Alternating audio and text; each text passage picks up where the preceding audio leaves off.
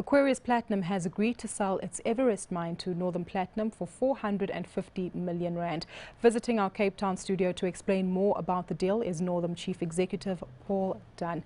Mr. Dunne, good to have you with us today. This acquisition has certainly been in the pipeline for quite some time, but maybe if you can explain to us the kind of value that this will unlock and add to your current operations.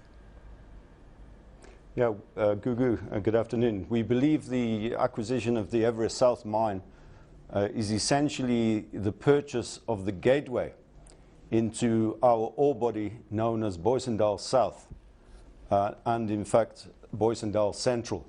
In that ore body there are a total of 60 million PGM ounces, and the Everest mine and the asset on that mine will allow us to access those ounces during the course of the next 4 to 5 years.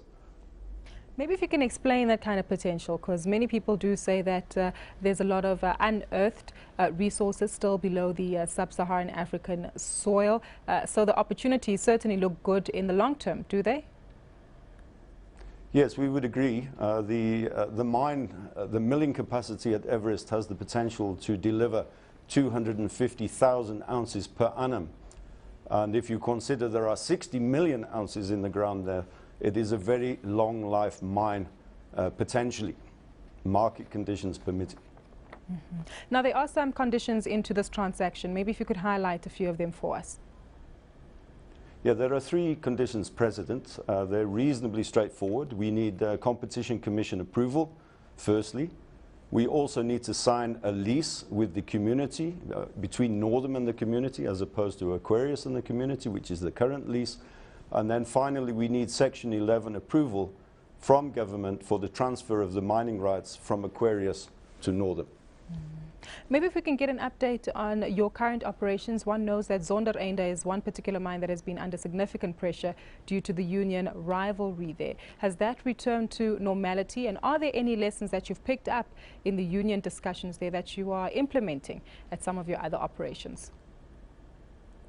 Yeah, I think Zonda is a reasonably high labor-intensive operation, and there is a degree of union rivalry that has surfaced at Zonda. But at the end of the day, the work stoppage that took place there was resolved within a reasonably short period of time. The workforce did return to work within the week. We have implemented a third-party facilitated process to address the specific issues that have been raised by the workforce leadership.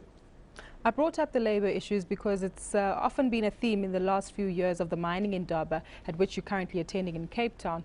Are we seeing any positive news stories with regard to that relationship between business, labour and government at this year's mining Indaba? I would describe it as a work in progress, Gugu. Of the last 3 years, the industry, in particular platinum, has experienced a lot of difficulty. And the 3 partners in the business, government, business and the union, are working through these issues slowly but surely. We are making progress. How far are we from making that kind of progress? What needs to be done? I think ongoing dialogue and genuine leadership is what is required, and a softening of attitudes perhaps all round.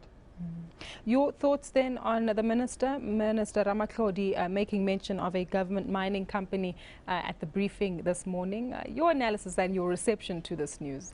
Is there any positivity one can read in this? Yeah, I think there's a place for that type of company. And I think there's also space for companies like Northam to operate successfully within the South African context.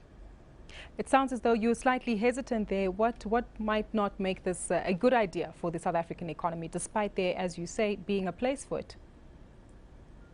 No, I think it's a genuine answer. I think there is a place for such a company. I think the Minister has a point.